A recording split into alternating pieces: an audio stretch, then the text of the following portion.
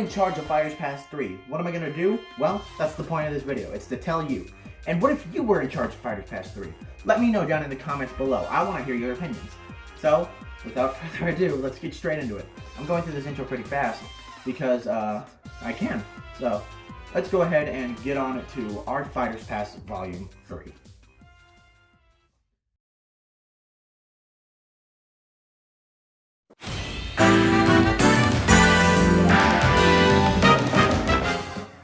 I usually end my videos with the Mage Sisters pretending as if it's a big surprise, when in all reality it's not. So I'm gonna start the video with them this time, and honestly, you could make a better claim saying that someone like, Highness would make much more sense, since he's technically the main villain of Kirby Star Allies, the most recent mainline Kirby game. And I say no. I want it to be them because I want it to. I mean, this is how I want to see things, so I don't really have to explain myself, but at the same time, I kind of feel like I need to, because somebody in the comments is going to be like, well, these can't happen because so-and-so said so. Like, I mean, yeah, I get the Mage Sisters probably won't happen before someone like Bandanity or Marks even, but, I mean, I can still dream. Like, hell, for a little bit I was like, hey, let's get, Marl and Puyo Puyo Tetris 2, let's get them in Smash.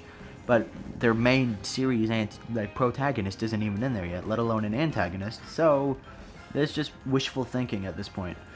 I just want them in the game because I really like their music, it's really good, and I even have a full list right here that you can read that I won't read off, that just has a bunch of songs that they could come with. Like, a bunch of songs, one of them being like Dracia's Soul, The Waning and Waxing Masked Unity and Meta Knight, a bunch of really cool, villain songs, because these guys are, villains. And it would make a lot of sense to have, songs that would play during, final bosses and whatnot.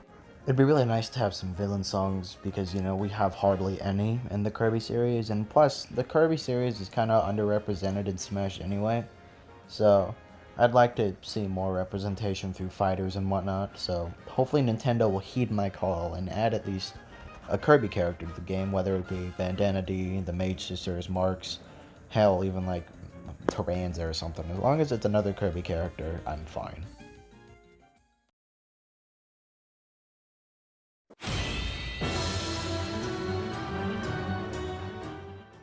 It wasn't until recently that I managed to get 110% in Hollow Knight, but that's besides the point.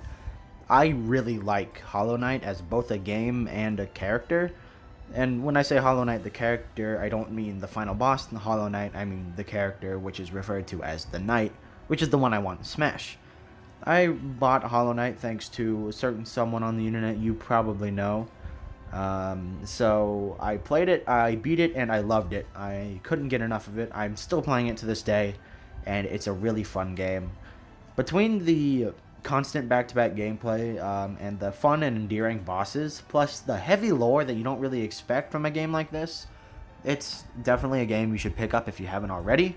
But not only that, it's a game that is adored by many, and there are a lot of people who want this guy in Smash, and myself included. A lot of his moves are pretty simple to create. You could use the Shade Soul as a dash attack or whatever. You could use the you can use a lot. There's a lot you could do, and there's a lot I'd like to see. But there's also just a little bit I'd like to see, because the game is simplistic in a way. You don't have to learn too much in order to beat the game. You just need to learn the basic moves and just figure out how to traverse the land. And if you do that right, you should be good to go. So, yeah. If you haven't, give this game a shot, and if you have, you already know a good enough reasoning as to why this guy should be in Smash, and why he's on my list.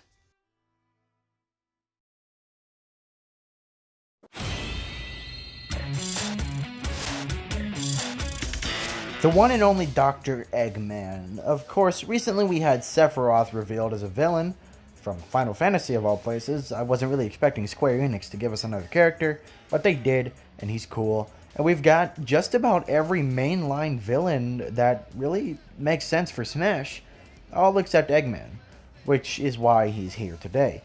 Eggman has been the villain for Sonic since the beginning, both figuratively and literally, because he was the first boss you fought in Sonic 1, and in Sonic Forces, he's the most recent boss you fight. So you've been dealing with him for the past almost, past 30 years, I want to say. Sonic's had quite a long trip with Dr. Eggman here, and honestly, I'm kind of upset that Eggman's not in the game. I genuinely thought Shadow and Metal Sonic were going to be in the base roster for Smash Ultimate, and sadly they weren't, as Shadow was revealed to be an assist trophy and Metal Sonic is currently a spirit, but there's still a chance for both them and Dr. Eggman, which is why I'm putting Eggman on my list, because I genuinely hope and believe that he joins Smash. He's the last villain that we truly need to complete, like, the ultimate villain, like, character roster thing, as Eggman, Sephiroth, Bowser, and King Dedede, while technically not a villain, Dedede is still, rounded with them. He's been with them since the beginning, and he's been classified as an all-time villain that can't really be replaced, which is why I believe he should join Smash. And Sega, if you want to add someone else, make it Shadow, please, or Tails, or Knuckles. Any main character that isn't some odd choice, just as long as it's someone cool, like Eggman.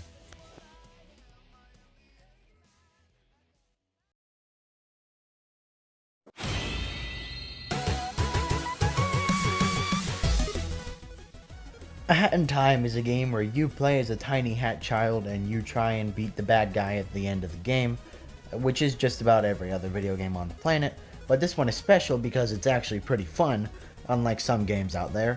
But some games are still fun, like, Hollow Knight, Sonic Adventure, so Super Mario Galaxy, all that good stuff. But Hat Kid, I've honestly been advocating for Hat Kid to be in Smash ever since I finished A Hat in Time, because the game is just that fun. It's super enjoyable to play, and going back to it to do Death Wish, while extremely painful and I get really loud whenever I lose, it's still a fun time to go back and beat, because you get that satisfactory feeling of doing something and then you get rewarded for it, like, getting little costumes, getting skins, even getting like nifty little gifts to put in your ship, which you traverse throughout the game, which honestly is a lot more than I can say for some other games out there.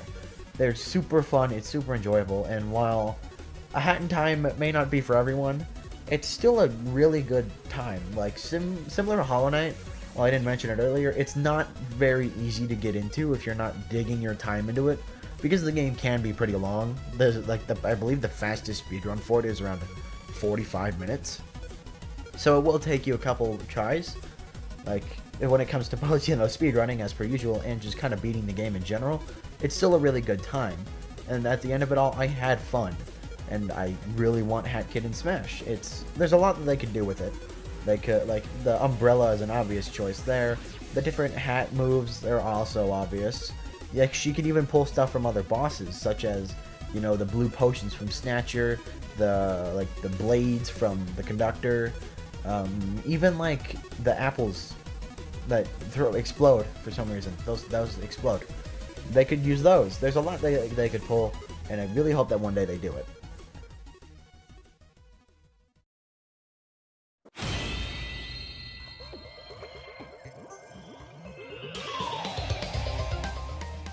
Crash Bandicoot is back in the spotlight, and he's doing better than ever. After Vicarious Visions remade the original trilogy that made the Bandicoot so well known, and the kart racer that showed that even Crash can do Mario Kart better than Sonic can, it was time for him to be in Smash.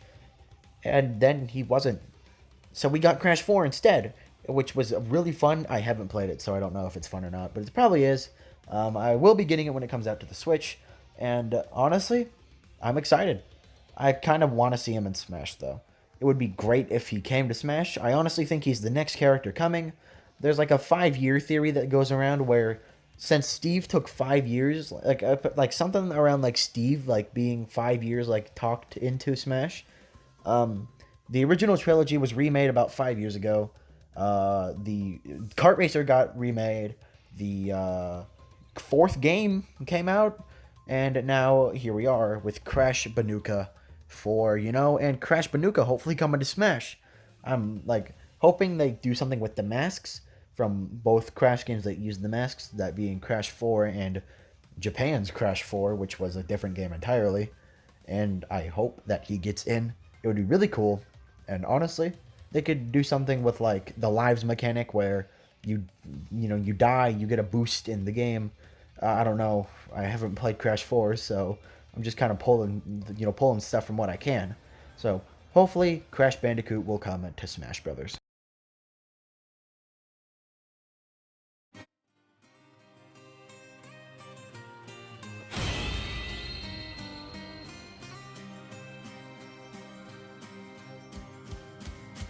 I